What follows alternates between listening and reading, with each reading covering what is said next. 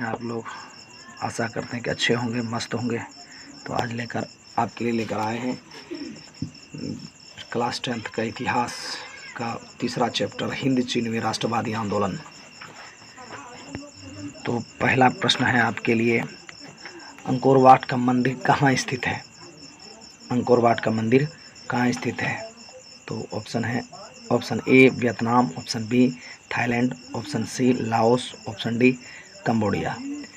यदि आप लोगों को पता हो तो धड़ाधड़ एकदम इस कमेंट बॉक्स में कमेंट कीजिए आंसर। तो अंकोर वाट का मंदिर कहाँ स्थित है? Option A Vietnam, B Thailand, C Laos, D Cambodia. थोड़ा वेट करना है।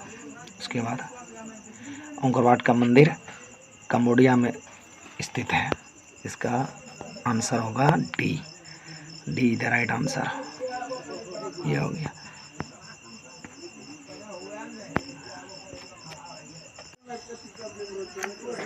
दूसरा प्रश्न है, हिंद चीन पहुंचने वाले प्रथम व्यापारी कौन थे? हिंद चीन पहुंचने वाले प्रथम व्यापारी कौन थे? इसका ऑप्शन है ए इंग्लैंड वासी, बी फ्रांसीसी, सी पुर्तगाली, डी डच। हिंद चीन पहुंचने वाले प्रथम व्यापारी कौन थे? ए इंग्लैंड वासी, बी फ्रांसीसी, सी पुर्तगाली, डी डच। हिंद चीन पहुंचने वाले प्रथम व्यापारी कौन थे? इनका आंसर आप लोग कमेंट बॉक्स में कमेंट कीजिए। हिंद चीन पहुंचने वाले प्रथम व्यापारी कौन थे? ए इंग्लैंड वासी, बी फ्रांसीसी, सी पुर्तगाली, डी डच। इसका सही जवाब होगा option number see the right answer, पुर्तगाली। इसका सही जवाब होगा पुर्तगाली। मतलब हिंद चीन पहुंचने वाले पहले लोग थे पुर्तगाली। See the right answer. तीसरा प्रश्न है, हिंद चीन में बसने वाले फ्रांसीसी कहे जाते थे? हिंद चीन में बसने वाले फ्रांसीसी क्या कहे जाते थे? फ्रांसीसी को क्या कहते थे? ऑप्शन ए फ्रांसीसी, बी शासक वर्ग, सी कॉलोन, डी जनरल। हिंद चीन में बसने वाले फ्रांसीसी क्या कहे जाते थे? हिंद चीन में बसने वाले फ्रांसीसी क्या कहे जाते थे? ए फ्रांसीसी, बी शासक वर्ग, सी कॉलोन, डी जनरल। तो आप लोग कमेंट बॉक्स में इसका जवाब कमेंट कीजिए। इसका होगा कॉलोन। C is the right answer, कॉलोन। हिंद चीन में बसने वाले फ्रांसीसी को कॉलोन कहा जाता था। नरोत्तम सिंहानुक कहाँ के शासक थे? नरोत्तम सिंहानुक कहाँ के शासक थे? चौथा प्रश्न है, नरोत्तम सिंहानुक कहाँ के शासक थे? A Vietnam, B Laos, C Thailand, D Cambodia. Norodom Sihanouk Cambodia के शासक थे। D is the right answer. Norodom Sihanouk Cambodia के शासक थे। नरोत्तम सिंहानुक कहाँ के शासक थे? नरोत्तम सिंहानुक कंबोडिया के शासक थे। नरोत्तम सिंहानुक कंबोडिया के शासक थे। नरोत्तम सिंहानुक कंबोडिया के शासक थे। चलिए नेक्स्ट प्रश्न, पांचवा प्रश्न है, the history of the loss of Vietnam किसने लिखा है? The history of the loss of Vietnam, the history of the loss of Vietnam, the history of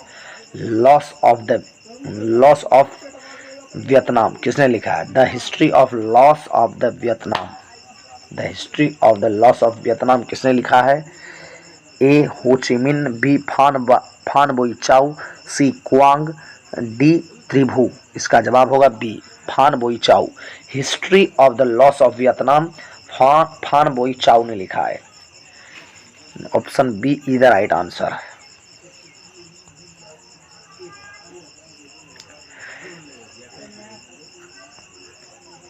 छठवां प्रश्न है, मार्च 1946 में कांग्रेस व वियतनाम के बीच होने वाले समझौता किस नाम से जाना जाता है? मार्च 1946 में फ्रांस व वियतनाम के बीच होने वाले समझौता किस नाम से जाना जाता है? ए जेनेवा समझौता, बी हनोई समझौता, सी पेरिस समझौता, डी धर्मनिरपेक्ष समझौता। तो इसका जवाब होगा हनोई समझौता। हनोई इस तरह से एक क्वेश्चन और बन गया कि हनोई समझौता कब हुआ था? तो 1946 में। इसका जवाब होगा हनोई समझौता। बी सही जवाब है। हनोई समझौता कब हुआ था? 1946 में। हनोई समझौता 1946 में हुआ था। किस प्रसिद्ध दार्शनिक ने एक अदालत लगाकर अमेरिका को वियतनाम युद्ध के लिए दोषी करार दिया? किस प्रसिद्ध दार्शनिक ने एक अदालत लगाकर अमेरिका को वियतनाम के युद्ध के लिए दोषी करार दिया? ए रसेल, बी हो ची मिन्ह, सी नरोत्तम सिंघानुक, डी रूसो। तो इसका जवाब होगा ए रसेल। रसेल कहता है रसेल जैसे एक प्रसिद्ध दार्शनिक ने अदालत लगाकर अमेरिका को वियतनाम युद्ध के लिए दोषी करार दिया। रसेल एक ऐसे दार्शनिक थे जो अमेरिका से बिना डरे हुए उन्होंने अदालत लगाकर भरी सभा में अमेरिका को वियतनाम युद्ध के लिए दोषी करार दिया। तो वो है रसेल।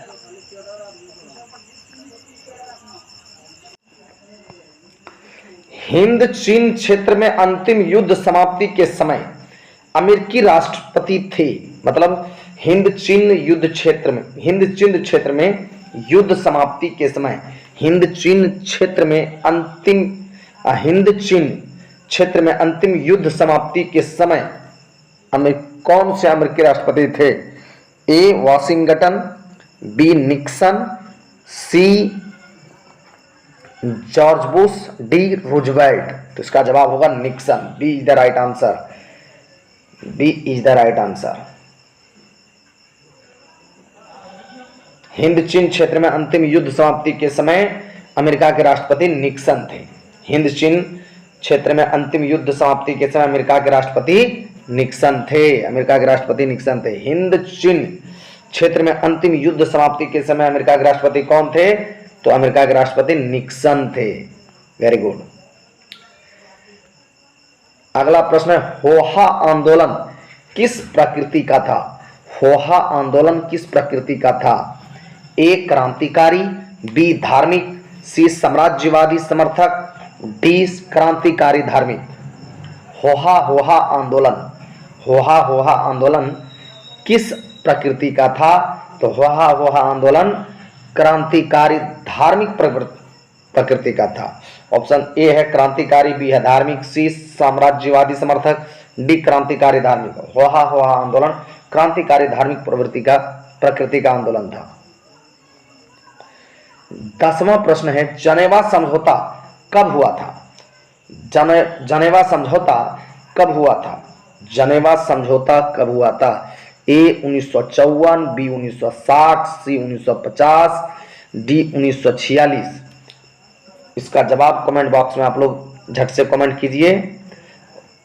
जनेवा समझौता कब हुआ था? ए 1954, बी 1960, सी 1950, डी 1946। तो हाँ, जनेवा समझौता 1954 में हुआ था। जनेवा समझौता 1954 में हुआ था। ए इज द राइट आंसर। जनेवा समझौता 1954 में हुआ था। वियतनाम का एकीकरण का पूर्ण हुआ, मतलब कब पूर्ण हुआ? वियतनाम का एकीकरण कब पूर्ण हुआ? 1970 में।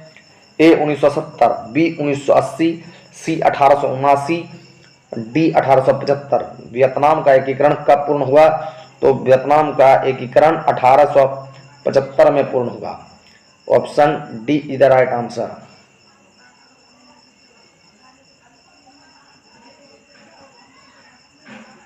Option D 1875।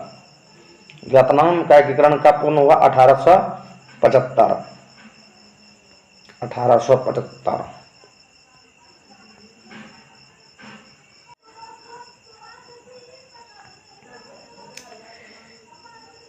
वियतनाम का एकीकरण कब पूर्ण हुआ? वियतनाम का एकीकरण 1875 में पूर्ण हुआ। वियतनाम का एकीकरण 1875 में पूर्ण हुआ। अनामी दल के संस्थापक कौन थे? अनामी दल के संस्थापक कौन थे? ए जोगुएन आई, बी हो ची मिन्ह, सी बाओदाई, डी फान चू त्रिन। 4 ऑप्शन दिए हैं। अनामी दल के संस्थापक कौन थे? ए जोगुएन आई, बी हो ची मिन्ह, सी बाओदाई, डी फान चू त्रिन। तो इसका सही जवाब होगा ए जोगुएन आई। अनामी दल के संस्थापक जोग्वेन आई थे, आईक्वाक भी बोला जाता है, जोग्वेन आईक्वाक अनामी दल के संस्थापक। 13वां प्रश्न है, दिएन बियन फू के युद्ध में कौन बुरी तरह हार गया था? दिएन बियन फू के युद्ध में कौन बुरी तरह हार गया था? दिएन बियन फू के युद्ध में कौन बुरी तरह हार गया था? ऑप्शन ए है पुर्तगाल, बी फ्रांस, सी कंबोडिया, डी अमेरिका। दिएन बियन फू के युद्ध में कौन बुरी तरह हार गया था? तो दिएन बियन फू के युद्ध में फ्रांस बुरी तरह से हार गया था। दिएन बियन फू के युद्ध में फ्रांस बुरी तरह से हार गया था। B is the right answer.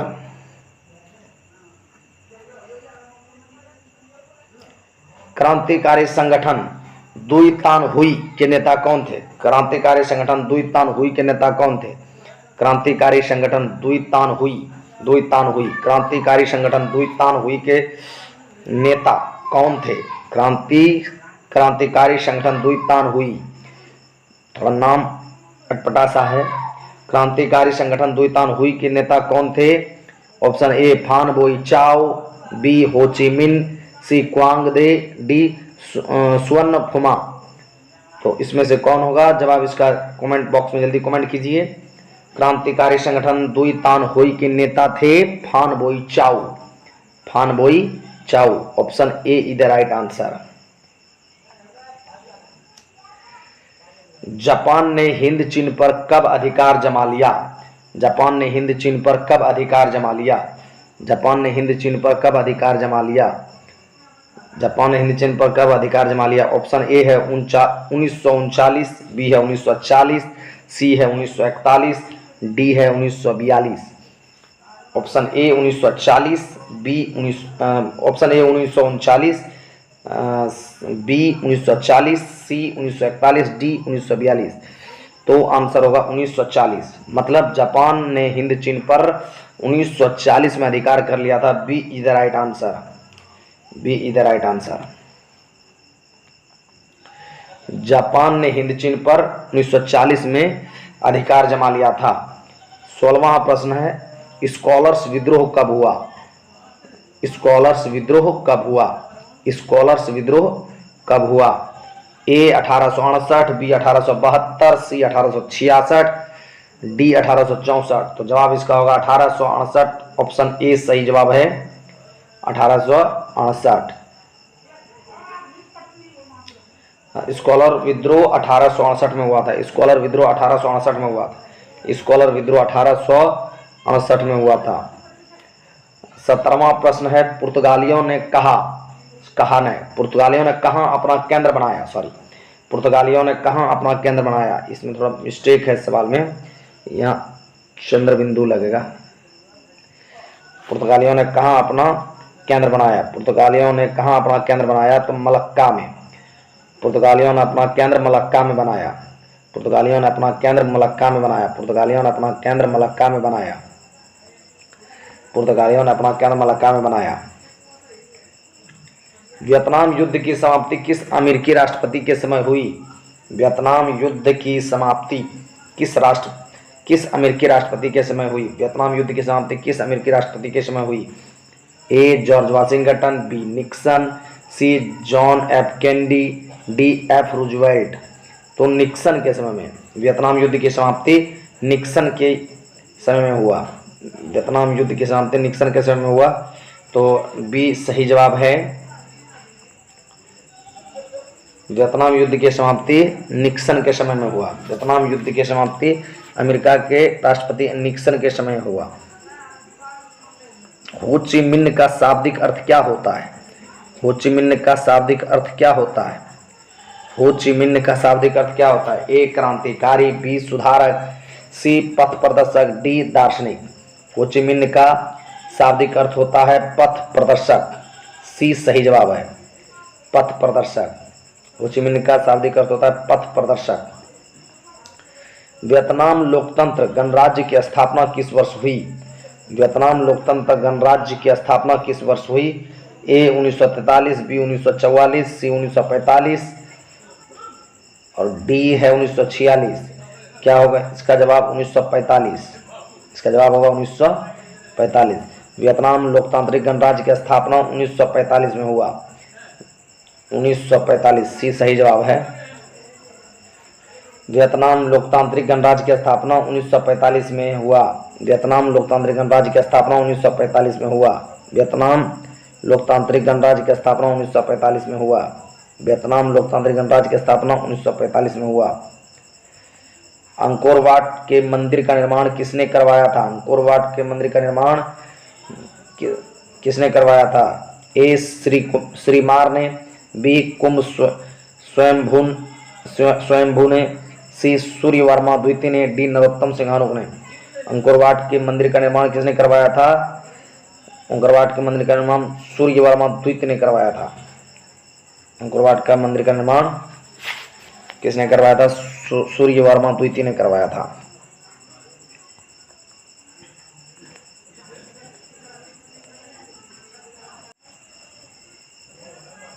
America ने रबर के बागान पर किस रसायन की छिड़काव किया?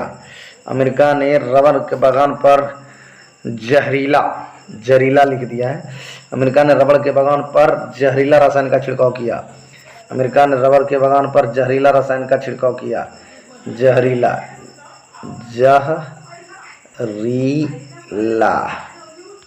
अमेरिका ने रबर के बागान पर जहरीला रसायन का छिड़काव किया। अमेरिका ने रबर के बागान पर जहरीला रसायन का छिड़काव किया। कंबोडिया फ्रांस का संरक्षित राज्य कब बना? कंबोडिया फ्रांस का संरक्षित राज्य कब बना? इसका जवाब है 1863 में। कंबोडिया फ्रांस का संरक्षित राज्य 1863 में बना। बी सही जवाब है। B is the right answer. Cambodia France का संरक्षित राज्य 1863 में बना। कंबोडिया फ्रांस का संरक्षित राज्य 1863 में बना। लाल खमेर सेना किसकी थी? लाल खमेर सेना किसकी थी? लाल खमेर सेना किसकी थी? लाल खमेर सेना किसकी थी?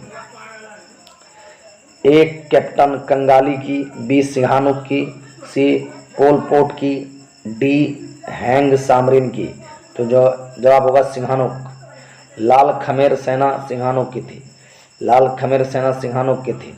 लाल खमेर सेना सिंघानुक की थी। लाल खमेर सेना सिंघानुक की थी। ऑप्शन बी सही है। वियतनाम में तोंकिन फ्री स्कूल किस उद्देश्य से स्थापित किया गया? वियतनाम में तोंकिन फ्री स्कूल किस उद्देश्य से शुरू किया गया? वियतनाम में तोंकिन फ्री स्कूल किस उद्देश्य से स्थापित किया गया?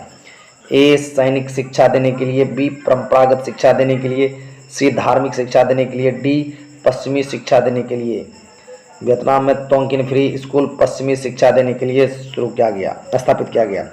वियतनाम में तोंकिन फ्री स्कूल पश्चिमी शिक्षा देने के लिए स्थापित किया गया। नियो लियो हक्सत NLHS, नियो लियो हक्सत NLHS किसकी राजनीतिक पार्टी थी? ए वियत मिन्ह की, बी वियतकांग की, सी पाथेट लाओ की, डी जनरल लॉन नोल की। तो इसका होगा पाथेट लाओ की। नियो लियो हक्सत पाथेट लाओ की राजनीतिक पार्टी थी। नियो लियो हक्सत पाथेट लाओ की राजनीतिक पार्टी थी। नियो लियो हक्सत पाथेट लाओ की राजनीतिक पार्टी थी। पाथेट लाओ की। नियो लियो हक्सत पाथेट लाओ की राजनीतिक पार्टी थी। नियो लियो हक्सत पाथेट लाओ की राजनीतिक पार्टी थी। अगला प्रश्न है 27वां।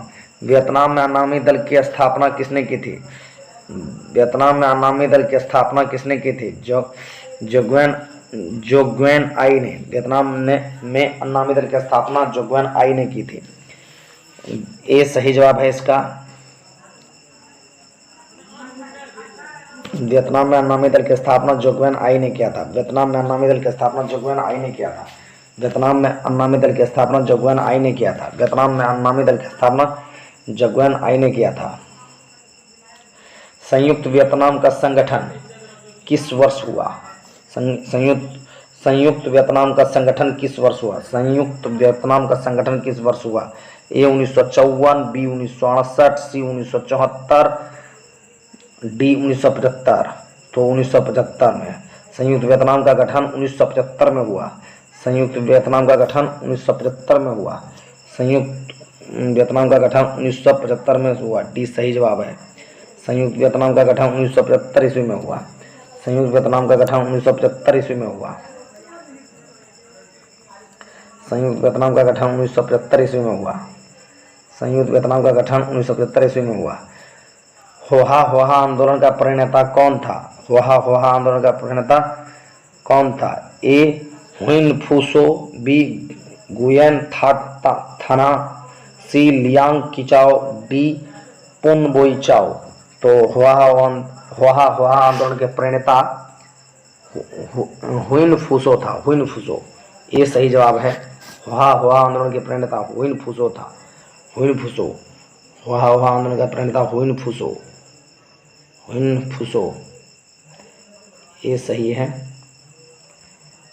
अच्छा, हिंद चीन क्षेत्र में कौन से देश आते हैं? हिंद चीन क्षेत्र में कौन से देश आते हैं? ऑप्शन ए है चीन वियतनाम लाओस, बी है हिंद चीन वियतनाम लाओस, सी है कंबोडिया वियतनाम लाओस और डी है कंबोडिया वियतनाम चीन थाईलैंड। इसका जवाब जल्दी कमेंट बॉक्स में आप लोग कमेंट कीजिए। जल्दी कमेंट बॉक्स में इसका जवाब कमेंट कीजिए।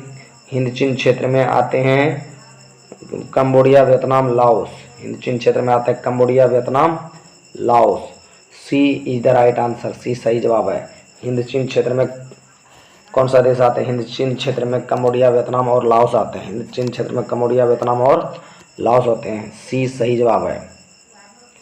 वियतनाम में स्कॉलर्स रिवॉल्ट किसके विरुद्ध हुआ था?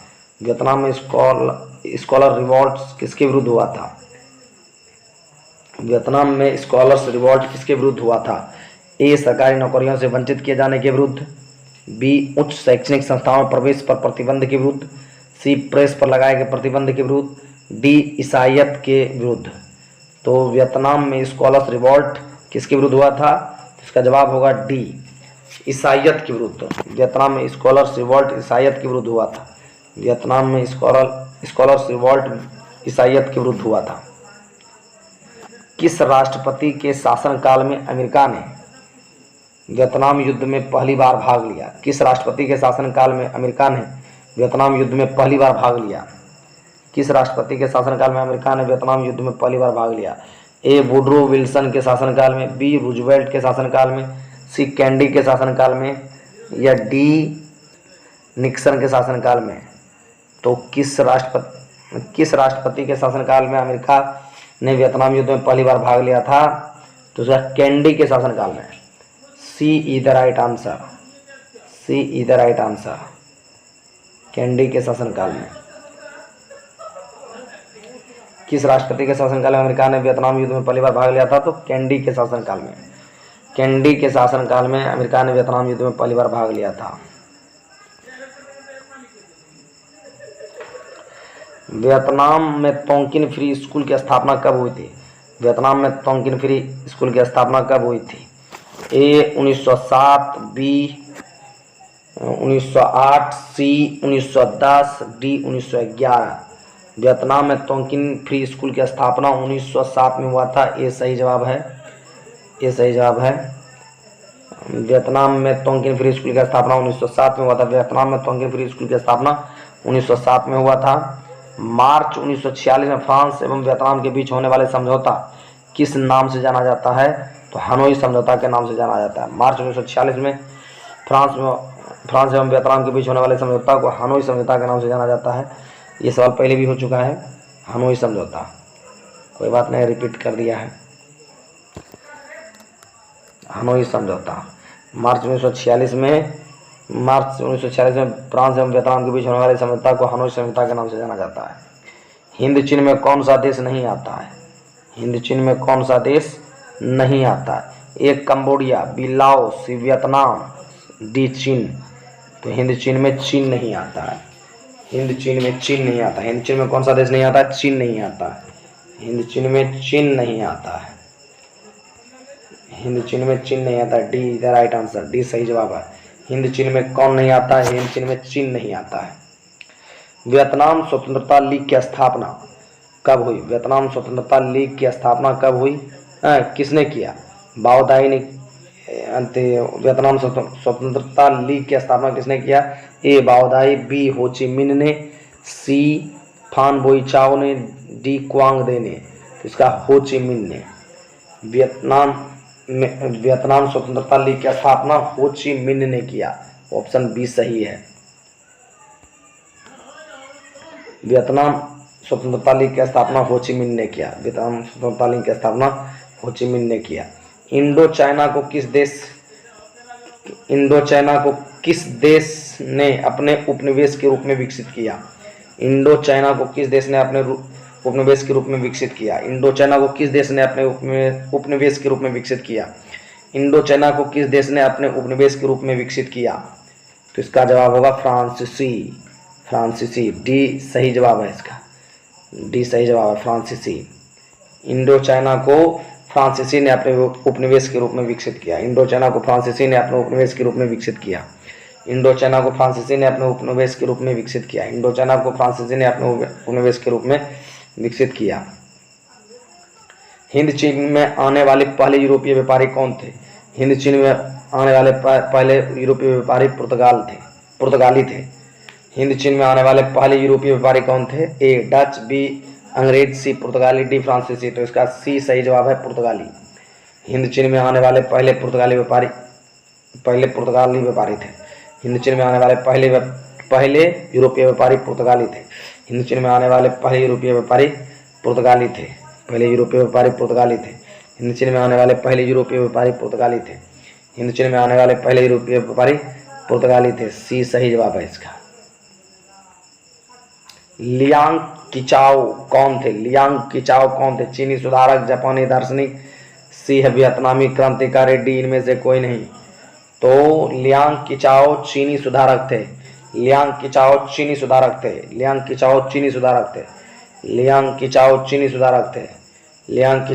सुधारक थे। ये सही जवाब है इसका।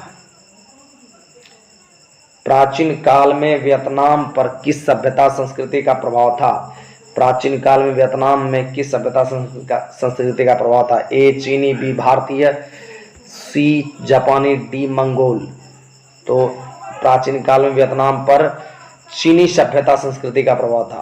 प्राचीन काल में वियतनाम पर चीनी सभ्यता संस्कृति का प्रभाव था। ऑप्शन ए सही जवाब है।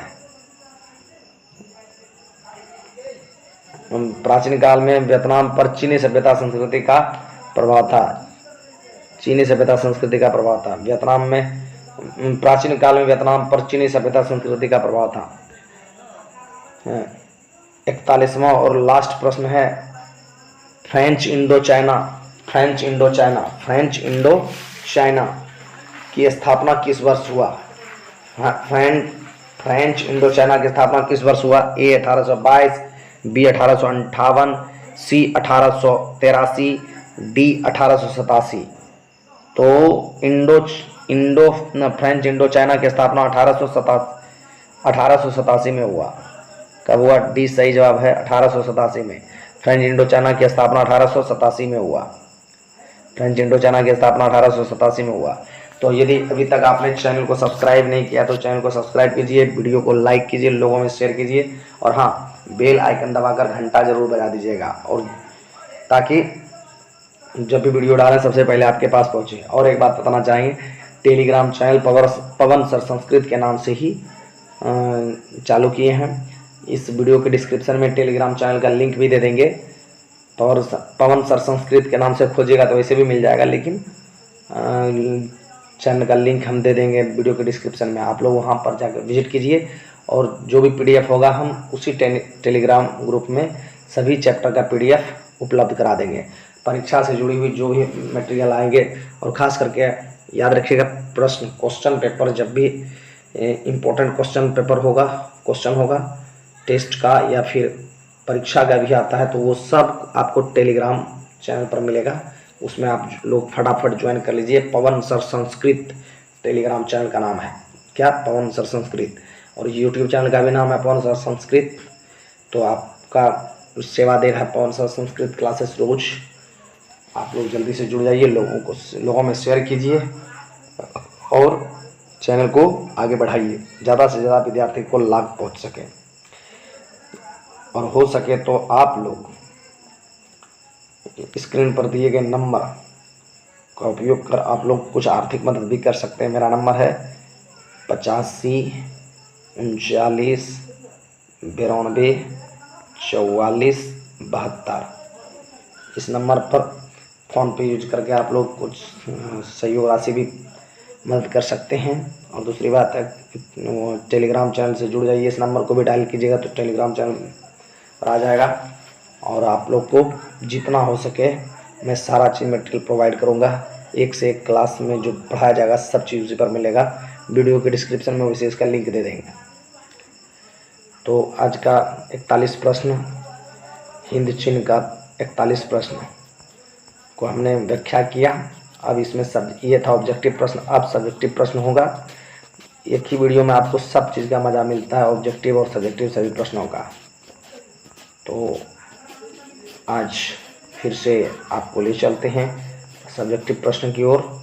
हिंद चीन में राष्ट्रवादी आंदोलन, चैप्टर का तीसरा चैप्टर, हिंद चीन में राष्ट्रवादी आंदोलन, क्लास 10 का इतिहास का तीसरा चैप्टर। चलिए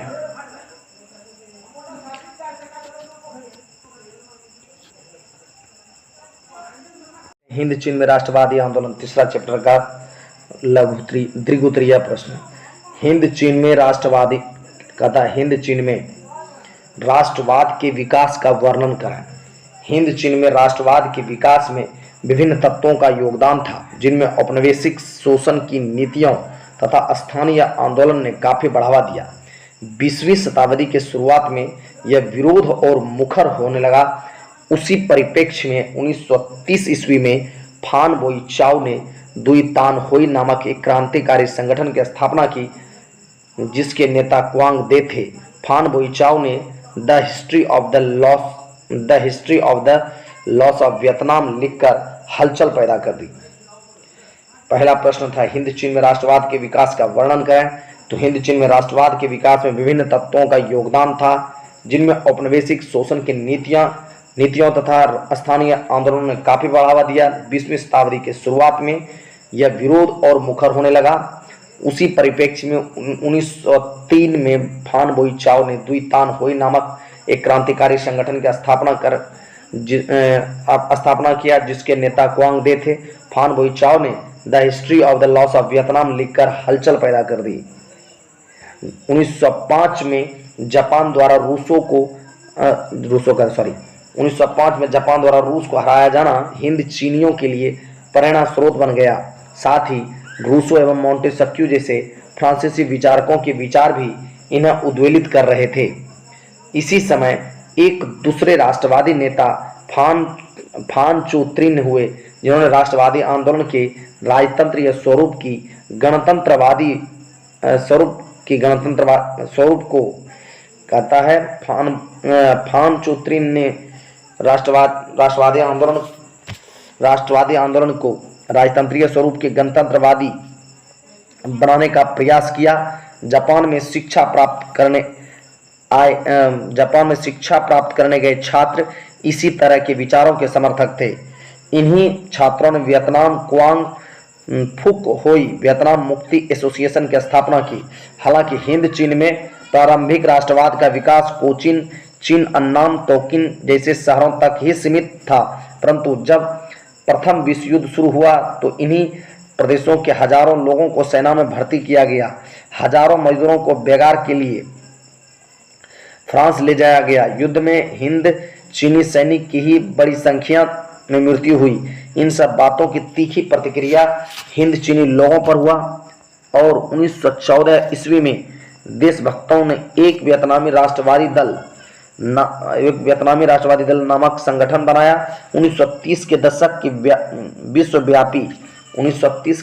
की विश्वव्यापी आर्थिक मंदी ने भी राष्ट्रवाद के विकास में योगदान किया। यह था पहला प्रश्न। दूसरा प्रश्न है हिंद चीन उपनिवेश का स्थापना का उद्देश्य क्या था। हिंद चीन उपनिवेश स्थापना का उद्देश्य क्या था, अथवा इसी प्रश्न को दूसरे ढंग से पूछा जा सकता है, हिंद चीन में फ्रांसीसियों द्वारा उपनिवेश स्थापना के किन्हीं 3 उद्देश्यों का उल्लेख करें। तो फ्रांस द्वारा हिंद चीन में उपनिवेश स्थापना के उद्देश्य इस प्रकार हैं। फ्रांस द्वारा हिंद चीन में उपनिवेश स्थापना के उद्देश्य इस प्रकार थे। व्यापारिक प्रतिस्पर्धा, पहला उद्देश्य था व्यापारिक प्रतिस्पर्धा। फ्रांस द्वारा हिंद चीन में उपनिवेश स्थापना का मुख्य उद्देश्य डच एवं ब्रिटिश कंपनियों के व्यापारिक स्पर्धा का सामना करना था। भारत में फ्रांसीसी पिछड़ रहे थे तथा चीन में उनके व्यापारिक प्रतिद्वंदी मुख्यतः अंग्रेज थे। अतः सुरक्षात्मक आधार के रूप में उन्हें हिंद चीन का क्षेत्र उचित लगा, जहां वे भारत एवं चीन दोनों तरफ कठिन परिस्थितियों को संभाल सकते थे। दूसरा पॉइंट है, दूसरा उद्देश्य है कच्चे माल तथा बाजार की उपलब्धता। औद्योगिक क्रांति के बाद विभिन्न उद्योगों के सुचारूपूर्वक संचालन के लिए भारी मात्रा में कच्चा माल तथा तैयार उत्पादों की खपत हेतु बाजार की आवश्यकता थी। अतः इन दोनों आवश्यकताओं की पूर्ति के लिए उपनिवेशों की स्थापना आवश्यक हो गई थी।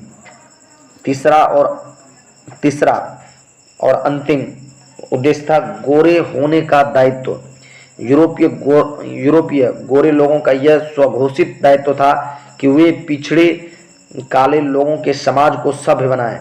वे इसे ईश्वर प्रदत्त दायित्व समझते थे।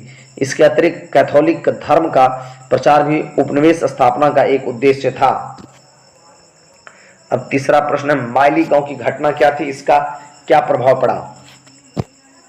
यह प्रश्न इतना इंपॉर्टेंट है कि परीक्षा में पूछ ही दिया जाता है, थोड़ा ध्यान रखिएगा। माइली गांव की घटना क्या थी, इसका क्या प्रभाव पड़ा। 1968 में युद्ध के दौरान दक्षिण वियतनाम के एक गांव माइली में लोमहर्षक घटना घटी। अमेरिकी सेना ने अपनी पराजय के बौखलाहट में इस गांव पर आक्रमण कर दिया। पूरे गांव को घेर कर पुरुषों को मार दिया गया। स्त्रियां, यहां तक कि बच्चियों के साथ सामूहिक बलात्कार कर उनकी भी हत्या कर दी गई। उसके बाद पूरे गांव को आग लगाकर जला दिया गया। समाचार पत्रों ने इस घटना का विवरण छापा। इससे अमेरिका के प्रति तीखी प्रतिक्रिया हुई तथा अमेरिकी प्रशासन की कटु आलोचना हुई। इसका प्रभाव यह हुआ कि अमेरिका ने वियतनामी युद्ध में जो नीति अपनाई उसकी तीखी भर्त्सना हुई, मतलब आलोचना हुई। अमेरिका में ही नागरिक सरकारी नीतियों का विरोध हो गए। वियतनाम में अमेरिका की विफलता स्पष्ट हो गई। उसे न तो वियतनामी जनता का समर्थन मिला और न ही वियतनामियों के प्रतिरोध को दबा सका। अमेरिकी धन जन की भी क्षति हुई। वियतनामी युद्ध को पहला टेलीविजन युद्ध कहा गया। युद्ध के लोमहर्षक दृश्य को देखकर अमेरिका और राष्ट्रपति निक्सन के सर्वत्र आलोचना होने लगी। बढ़ते अंतर्राष्ट्रीय दबाव और आलोचना के वशीभूत राष्ट्रपति निक्सन ने सन 1970 ईस्वी में शांति वार्ता के लिए 5 सूत्री प्रस्ताव प्रस्तुत किया। तो माइली गांव की घटना क्या है, इसका क्या प्रभाव पड़ा, तो हमने बताया। तो याद रखिए, माइली गांव की घटना जो 1968 में हुआ था, युद्ध के दौरान दक्षिणी वियतनाम के एक गांव में माइली में लोमहर्षक घटना घटी थी। अमेरिका की सेना ने अपनी पराजय के बौखलाहट में, जब अमेरिका की सेना हार गया, अपने हार को बर्दाश्त नहीं कर पाया, उसी बौखलाहट में इस गांव पर आक्रमण कर दिया और पूरे गांव को घेर करके वहां के पुरुषों को मार दिया और सारी स्त्रियों और बच्चियों के साथ सामूहिक बलात्कार कई दिनों तक किया। उसके बाद उन सब की भी हत्या कर दिया और पूरे गांव में आग लगा दिया। लेकिन उस आगजनी में भी एक बूढ़ा व्यक्ति किसी तरह बच गया। उन्होंने ही इस घटना का पर्दाफाश किया। उसे ही माइली गांव की घटना कहते हैं। वियतनाम के स्वतंत्रता संग्राम में हो ची मिन्ह के योगदान का मूल्यांकन करें। वियतनाम के स्वतंत्रता संग्राम में हो ची मिन्ह की वियतनाम के स्वतंत्रता संग्राम में हो ची मिन्ह के योगदान का मूल्यांकन करें। वियतनामी स्वतंत्रता के नेता हो ची मिन्ह थे। उनका मूल नाम न्युगन सिंह कुंग था। वे गुयेन आई कोक के नाम से जाने जाते हैं। उनका जन्म, मतलब हो ची मिन्ह का जन्म 19 मई 1890 को मध्य वियतनाम के एक गांव में गरीब परिवार में हुआ था। उन्होंने पेरिस के मास्को में शिक्षा ग्रहण की थी। वे मार्क्सवादी विचारधारा से गहरे रूप से प्रभावित थे। उसका मानना था कि संघर्ष के बिना वियतनाम को आज़ादी नहीं मिल सकती है। फ्रांस में रहते हुए 1917 में उन्होंने वियतनामी साम्यवादियों का एक गुट बनाया। लेनिन द्वारा कॉमिंटन की स्थापना के बाद वे इसके सदस्य बन गए। साम्यवाद से प्रेरित होकर 1925 में उन्होंने वियतनामी क्रांतिकारी दल का गठन किया। फरवरी 1930 में हो ची मिन्ह ने वियतनाम के विभिन्न समूह के राष्ट्रवादियों को एकजुट किया। स्वतंत्रता संघर्ष प्रभावशाली ढंग से चलाने के लिए उन्होंने समूह के राष्ट्रवादियों को एकजुट किया। स्वतंत्रता संघर्ष प्रभावशाली ढंग से चलाने के लिए उन्होंने 1930 में वियतनामी कम्युनिस्ट पार्टी मतलब वियतनाम कांग साम देंग की स्थापना की। यह दल उग्र विचारधारा का समर्थक था। इस दल का नाम बाद में बदलकर इंडो चाइनीज कम्युनिस्ट पार्टी कर दिया गया। इसी दल के अधीन और हो ची मिन्ह के नेतृत्व में वियतनाम ने स्वतंत्रता प्राप्त की। पांचवां प्रश्न, वियतनाम में साम्राज्यवादी विरोधी संघर्ष में महिलाओं की भूमिका की विवेचना करें। वियतनाम में साम्राज्यवाद विरोधी संघर्ष में विरोधी संघर्ष में महिलाओं की भूमिका का विवेचना करें। वियतनाम के राष्ट्रवादी आंदोलन में महिलाओं की भूमिका काफी महत्वपूर्ण थी। युद्ध और शांति दोनों काल में उन लोगों ने पुरुषों के साथ कंधा से कंधा मिलाकर सहयोग किया। स्वतंत्रता संग्राम में वे विभिन्न रूपों में भाग लेने लगी। छापामार योद्धा के रूप में, काली के रूप में अथवा नर्स के रूप में। समाज ने उनकी 12 ममुका को सराहा, मतलब समाज ने उनके कार्यों को सराहा और इसका स्वागत किया। वियतनामी राष्ट्रवाद के विकास के साथ स्त्रियां बड़ी संख्या में आंदोलन में भाग लेने लगी। स्त्रियों को राष्ट्रवादी धारा में आकृष्ट करने के लिए बीते वक्त की वैसी महिलाओं का गुणगान किया जाने लगा जिन लोगों ने साम्राज्यवाद का विरोध करते हुए राष्ट्रवादी आंदोलन में भाग लिया था। राष्ट्रवादी नेता फान बोई चाओ ने 1913 में ट्रांग बानों के जीवन पर एक नाटक लिखा। इन बानों ने वियतनाम पर चीनी आधिपत्य के विरुद्ध होने वाले युद्ध में भाग लिया। युद्ध में पराजय निकट देखकर इन लोगों ने हथियार डालने के बजाय आत्महत्या कर ली। इस नाटक ने वियतनामी समाज पर गहरा प्रभाव डाला। ट्रांग बहनें वीरता और देशभक्ति की प्रतीक बन गई। ट्रांग बहनों के समान त्रिआयु का भी महिमा गान किया गया। उसे देश के लिए शहीद होने वाली देवी के रूप में प्रस्तुत किया गया। इससे वियतनामी स्त्रियों के ऊपर गहरा प्रभाव पड़ा। इनसे प्रेरणा लेकर बड़ी संख्या में स्त्रियां स्वतंत्रता संग्राम में भाग लेने लगी। छठवां प्रश्न, फ्रांसीसी शोषण के साथ साथ उनके द्वारा किए गए सकारात्मक कार्यों का समीक्षा करें। हिंद चीन में फ्रांसीसी अपनी प्रभु सत्ता स्थापित करने के बाद वहां अनेक तरह से शोषण जारी रखा, साथ ही कुछ सकारात्मक कार्य भी किए। सर्वप्रथम फ्रांसीसियों ने शोषण के साथ साथ कृषि की उत्पादकता बढ़ाने के लिए नहरों एवं जल निकासी का समुचित प्रबंध किया और दलदली भूमि, जंगलों आदि में कृषि क्षेत्र को बढ़ाया जाने लगा। इन प्रयासों का ही फल था कि 1931 ईस्वी तक वियतनाम विश्व का तीसरा बड़ा चावल निर्यातक देश बन गया। कृषि के विकास के अतिरिक्त फ्रांसीसी सरकार ने संरचनात्मक विकास के लिए अनेक परियोजनाएं आरंभ की। यह कार्य आर्थिक विकास को बढ़ावा देने के अतिरिक्त फ्रांसीसी प्रशासनिक और सैनिक उद्देश्यों से भी किया गया। एक विशाल रेल नेटवर्क द्वारा पूरे इंडो चाइना को जोड़ दिया गया। बंदरगाहों का भी विकास किया गया। सड़कों का जाल सा बिछा दिया गया। फलस्वरूप 1920 ईस्वी के दशक तक व्यापार वाणिज्य का काफी विकास हुआ, जिसका लाभ फ्रांसीसियों ने उठाया। फ्रांसीसियों ने सोची समझी नीति के अनुरूप वियतनाम में अपनी नई शैक्षणिक नीति लागू की। जहां तक कि शिक्षा का प्रश्न था, अब तक वे परंपरागत स्थानीय भाषा अथवा चीनी भाषा में ही शिक्षा पा रहे लोगों को अब फ्रांसीसी भाषा में शिक्षा दी जाने लगी। 1907 में वियतनाम में टोंकिन फ्री स्कूल के स्थापित किया गया। इनका उद्देश्य वियतनामियों को पश्चिमी शिक्षा दिलाना था। बड़का प्रश्न मतलब त्रिविधीय प्रश्न। सातवां, कंबोडिया के इतिहास में नरोत्तम सिंघानिया की भूमिका का उल्लेख करें। लाओस के समान कंबोडिया को भी 1954 के जेनेवा समझौता के अनुसार स्वतंत्रता मिली। कंबोडिया में नरोत्तम सिंघानिया को शासक बनाया गया। उसने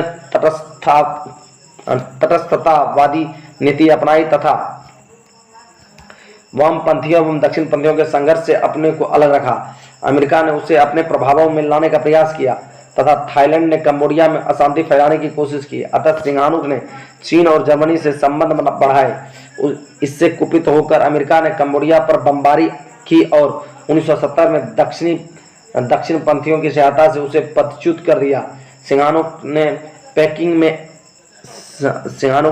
में अपनी सरकार बनाई तथा दक्षिणपंथी शासक लॉन नोल के विरुद्ध संघर्ष आरंभ कर दिया। लॉन नोल की सहायता के लिए अमेरिका ने सेना भेज दी। 1975 में सिंघानुक की लाल खमेर सेना ने राजधानी नाम पेन्हा पर अधिकार कर लिया। स्वदेश लौटकर सिंघानुक 1975 में राष्ट्राध्यक्ष बने। 1978 में उन्होंने राजनीति से संन्यास ले लिया। वियतनामी युद्ध में हो ची मिन्ह भूल भुलैया मार्ग की स्थापना क्या भूमिका थी? अमेरिकी वियतनामी युद्ध में हो ची मिन्ह भूल भुलैया मार्ग की क्या भूमिका थी? अमेरिकी वियतनाम युद्ध में हो ची मिन्ह मार्ग की काफी महत्वपूर्ण था। यद्यपि अमेरिकी फौज ने इस मार्ग को बाधित करने तथा इसे नष्ट करने का भी प्रयास किया। इस मार्ग पर भी बम बरसाए गए, परंतु वियतनामियों ने मार्ग को बनाए रखा। इसको क्षतिग्रस्त होने पर इसकी तत्काल मरम्मत कर ली होती थी। उत्तर से दक्षिण वियतनाम तक सैनिक साजो सामान और रसद पहुंचाने के लिए वियतनाम मिन्ह द्वारा हो ची मिन्ह भूल भुलैया मार्ग का सहारा लिया गया। यह मार्ग वियतनाम के बाहरी इलाकों में लाओस और कंबोडिया होता हुआ उत्तरी वियतनाम से दक्षिणी वियतनाम पहुंचा था। अनुमानतः प्रतिमास 20,000 उत्तरी वियतनाम के योद्धा इस मार्ग द्वारा दक्षिणी वियतनाम पहुंचते थे। इस मार्ग में स्थान स्थान पर विद्रोही वियतनामियों ने सैनिक छावनियों और युद्ध में घायलों की चिकित्सा के लिए चिकित्सालय बनवा रखे थे। इसी मार्ग द्वारा रसद और अन्य आवश्यक सामग्रियां भी भेजी जाती थी। ज्यादातर सामानों की ढुलाई महिला कूली करती थी। इसी मार्ग पर नियंत्रण करने के उद्देश्य अमेरिका लाओस एवं कंबोडिया पर आक्रमण भी कर दिया था, परंतु 3 तरफा संघर्ष में फंसकर उसे वापस होना पड़ा। आपका दीर्घोत्तरीय प्रश्न 8 हुआ था, खत्म हुआ। तो अभी तक यदि आपने चैनल को सब्सक्राइब नहीं किया तो चैनल को सब्सक्राइब करके बेल आइकन दबा के घंटा बजा दें, ताकि जब भी वीडियो डालें सबसे पहले आपके पास जाए। और हाँ, याद रखिएगा कि सारे प्रश्न का जो विवेचना कर रहा हूं मैं परीक्षा में आने वाले हैं, तो आप लोग कृपया पूरा वीडियो देखें, डाउनलोड करके नहीं देखिएगा, पूरा वीडियो वॉच कीजिए, पूरा वीडियो देखिएगा, आपको सारा क्वेश्चन याद हो जाएगा। 1 बार नहीं, 2 बार नहीं, 3 बार देखिए, सारा क्वेश्चन याद हो जाएगा, रटने की कोई जरूरत नहीं।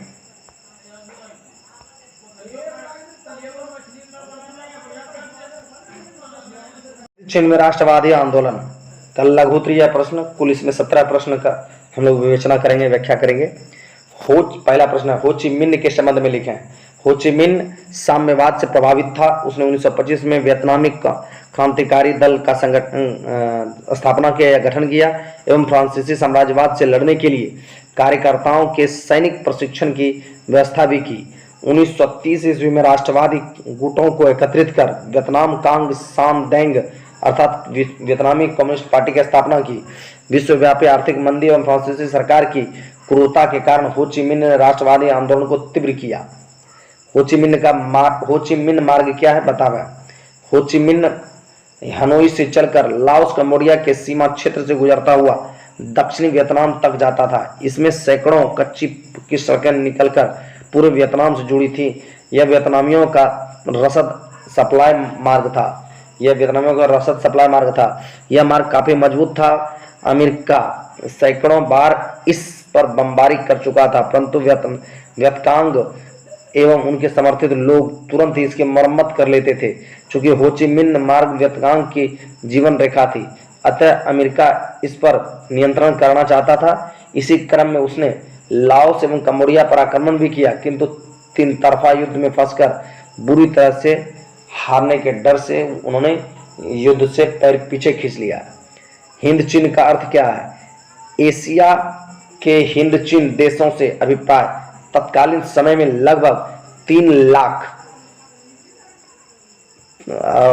करीब 2.80 मतलब 2,80,000 वर्ग किलोमीटर में फैले उस प्रायद्वीपीय क्षेत्र से है जिसमें आज के वियतनाम, लाओस और कंबोडिया के क्षेत्र आते हैं। उनकी उत्तरी सीमा म्यांमार एवं चीन को छूती है, तो दक्षिण में चीन सागर और पश्चिम में म्यांमार के क्षेत्र पड़ते हैं।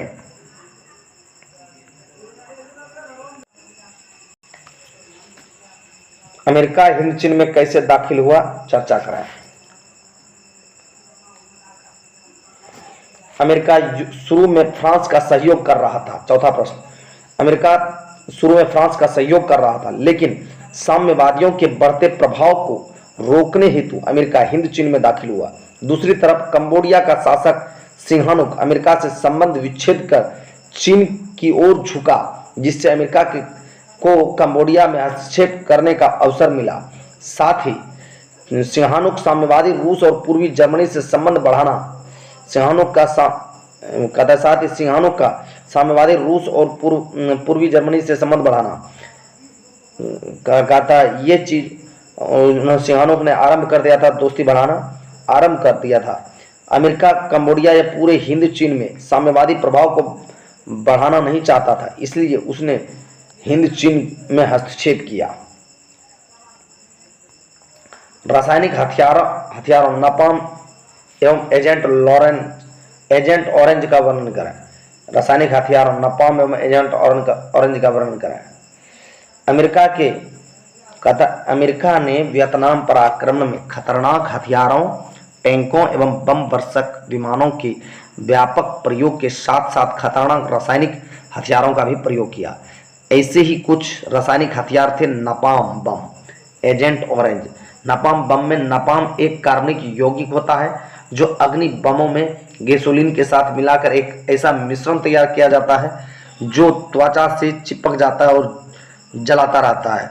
एजेंट ऑरेंज एक ऐसा जहर था जिससे पेड़ों की पत्तियां झुलस जाती थी तब पेड़ मर जाते थे। जंगलों को खत्म करने में इसका प्रयोग किया जाता था। हुआ आंदोलन की चर्चा करें। हुआ आंदोलन वियतनाम के एकीकरण हेतु बौद्ध धर्मावलंबियों का एक धार्मिक क्रांतिकारी आंदोलन था जो 1939 में शुरू हुआ था। इसके नेता हुइन फुसो था। इस आंदोलन में क्रांतिकारी उग्रवादी घटनाओं को अंजाम देते थे जिसमें आत्मदाह तक भी शामिल होता था। वियतनाम में स्कॉलर्स रिवोल्ट क्यों हुआ? वियतनाम में स्कॉलर्स रिवोल्ट क्यों हुआ? वियतनाम में ईसाई मिशनरियों के बढ़ते प्रभावों को समाप्त करने के लिए 1868 में ईसाईयत के विरुद्ध एक सशक्त आंदोलन हुआ। यह आंदोलन स्कॉलर्स रिवोल्ट अथवा विद्वानों के विद्रोह के नाम से जाना जाता है। इस आंदोलन को राज दरबार के अधिकारियों ने चलाया। वे कैथोलिक मतलब ईसाई धर्म के प्रचार और वियतनाम पर फ्रांसीसी आधिपत्य के विरोधी थे। इस आंदोलन का जोर सबसे अधिक न्यूगियन और हातियन प्रांतों में था जहां हजारों ईसाइयों को मार डाला गया था। जनेवा समझौता कब और किन के बीच हुआ? जनेवा समझौता फ्रांस और वियतनाम के बीच अमेरिका के हस्तक्षेप के कारण हुआ था 1954 में। 1954 में जनेवा समझौता फ्रांस और वियतनाम के बीच अमेरिका के हस्तक्षेप के कारण हुआ था। पाथेट लाओ की स्थापना क्यों की गई? पाथेट लाओ एक सैन्य संगठन था। इसकी स्थापना का कारण यह था कि वह इसकी सहायता से लाओस में साम्यवादी व्यापक व्यवस्था।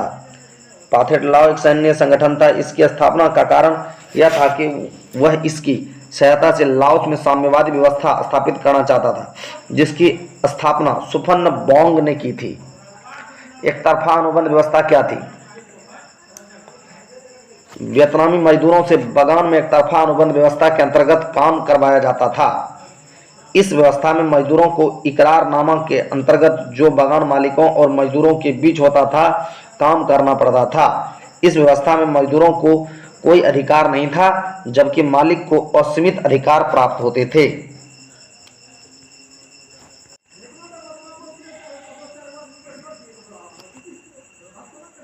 माइली गांव हत्याकांड का परिचय दें। माइली दक्षिणी वियतनाम का एक गांव था। माइली दक्षिणी वियतनाम का एक गांव था जहां के लोगों का वियतकांग समर्थक मानकर अमेरिकी सेना ने पूरे गांव को घेर कर पुरुषों को मार डाला औरतों तथा बच्चियों को बंधक बनाकर कई दिनों तक सामूहिक बलात्कार किया, फिर उन्हें मारकर पूरे गांव में आग लगा दिया गया। अमेरिकी सेना की इस बर्बरतापूर्वक कार्रवाई की संपूर्ण विश्व में आलोचना हुई, क्योंकि उसी आगजनी में एक बूढ़ा किसी तरह बच गया, जिन्होंने अमेरिका के इस कुकर्म को पर्दाफाश किया और पूरे विश्व को बताया। फ्रांसीसियों ने मेकांग डेल्टा में नहरें क्यों बनवाई, इसका क्या परिणाम हुआ? फ्रांसीसियों ने कृषि के विस्तार के लिए मेकांग डेल्टा क्षेत्र में सिंचाई की सुविधा के लिए नहरें बनवाई। फ्रांसीसियों ने कृषि के विस्तार के लिए मेकांग डेल्टा क्षेत्र में सिंचाई की सुविधा के लिए नहरें बनवाई। सिंचाई की समुचित व्यवस्था उपलब्ध होने से धान की खेती और उत्पादन में आश्चर्यजनक रूप से वृद्धि हुई, जिसके परिणाम स्वरूप 1931 तक वियतनाम विश्व का तीसरा चावल निर्यातक देश बन गया। जनेवा समझौता के प्रावधानों का वर्णन करें। 1954 में जनेवा समझौता के द्वारा इंडोचीन के लाओस और कंबोडिया स्वतंत्र कर दिए गए। दोनों राज्यों में वैध राजतंत्र एवं संसदीय व्यवस्था लागू की गई। वियतनाम का विभाजन अस्थायी रूप से दो भागों में कर दिया गया, उत्तरी वियतनाम तथा दक्षिणी वियतनाम। दोनों राज्यों की विभाजक रेखा 17वीं समानांतर बनाई गई। उत्तरी वियतनाम में हो ची मिन्ह की कम्युनिस्ट सरकार को मान्यता दी गई। दक्षिणी वियतनाम में बाओ दाई की सरकार बनी। यह भी व्यवस्था की गई कि 1956 में पूरे वियतनाम के लिए चुनाव कराए जाएंगे। लाओस एवं कंबोडिया पर भारतीय प्रभाव का वर्णन करें। लाओस एवं कंबोडिया पर भारतीय प्रभावों का वर्णन करें। लाओस एवं कंबोडिया पर भारतीय संस्कृति का प्रभाव था। इस क्षेत्र में बौद्ध धर्म एवं हिंदू धर्म दोनों का प्रसार हुआ था। 4वीं सदी में स्थापित कंबोज राज्य के शासक भारतीय मूल के थे, अतः कंबोज भारतीय संस्कृति का प्रधान केंद्र बना। 12वीं सदी में राजा सूर्यवर्मन ने प्रसिद्ध अंकोर वाट के मंदिर का निर्माण करवाया। यह हिंदू धर्म का विश्व में सबसे बड़ा मंदिर है। 16वीं सदी में कंबोज का पतन हो गया और इसके बाद वहां आंतरिक व्यवस्था की स्थिति उत्पन्न हो गई। वियतनाम में टोंकिन फ्री स्कूल क्यों स्थापित किए गए? 1907 में वियतनाम में टोंकिन फ्री स्कूल स्थापित किए गए, जिसका उद्देश्य वियतनामियों को पश्चिमी शिक्षा दिलाना था। सामान्य शिक्षा के अतिरिक्त इस शिक्षा में विज्ञान, स्वच्छता तथा फ्रांसीसी भाषा की शिक्षा देने की भी व्यवस्था की गई। स्कूल में वियतनामियों को आधुनिक बनाने पर बल दिया गया। छात्रों को पश्चिमी शिक्षा के अतिरिक्त रहन सहन की यूरोपीय शैलियां अपनाने की भी शिक्षा दी गई। बाओ दाई कौन था? बाओ दाई फ्रांस एवं अमेरिका के समर्थन से दक्षिण वियतनाम के प्रांत अन्नाम का शासक बना था, लेकिन वियतनाम में साम्यवादी राष्ट्रवादियों के बढ़ते विरोध के कारण उसका टिकना कठिन साबित हुआ। इसलिए 25 अगस्त 1945 को बाओ दाई ने अपना पद त्याग दिया। 1970 में जकार्ता सम्मेलन क्यों बुलाया गया? कंबोडिया में अमेरिकी हस्तक्षेप के साथ ही चीनी हस्तक्षेप भी शुरू हुआ। कंबोडिया में अमेरिकी हस्तक्षेप के साथ ही चीनी हस्तक्षेप भी शुरू हुआ। इससे विश्व शांति को खतरा उत्पन्न हुआ। अमेरिका ने कंबोडिया से अपनी सेना की वापसी की घोषणा की, लेकिन दक्षिणी वियतनाम कंबोडिया से अपनी सेना हटाने को तैयार नहीं हुआ। इससे गंभीर स्थिति बन गई। इसी समस्या के समाधान के लिए मई 1970 में जकार्ता सम्मेलन 11 एशियाई देशों का सम्मेलन बुलाया गया। ये लघु उत्तरीय प्रश्न कुल मिलाकर हम लोगों ने 17 प्रश्न देखा और ये हो गया खत्म। यदि अभी तक आपने चैनल को सब्सक्राइब नहीं किया तो चैनल को सब्सक्राइब कीजिए, लोगों में शेयर कीजिए, ज़्यादा से ज़्यादा विद्यार्थियों को लाभ मिल सके, और बेल आइकन को दबाकर घंटा जरूर बजा दीजिएगा। और हाँ, या पवन सर संस्कृत क्लास नाम का एक टेलीग्राम चैनल भी बनाया गया है। टेलीग्राम पर भी आप ज्वाइन हो सकते हैं, और इस वीडियो में आपको नंबर मिल गया, नंबर दे दिए हैं। उस नंबर को से भी आप टेलीग्राम चैनल पर पहुंच सकते हैं। तो टेलीग्राम चैनल का नाम भी है पवन सर संस्कृत। वहाँ पर आपको सभी इस सब का सभी का PDF आपको प्राप्त हो जाएगा। तो मिलते हैं कल अगले चैप्टर के साथ। आज दीजिए हमें इजाज़त। जय हिंद, जय भारत।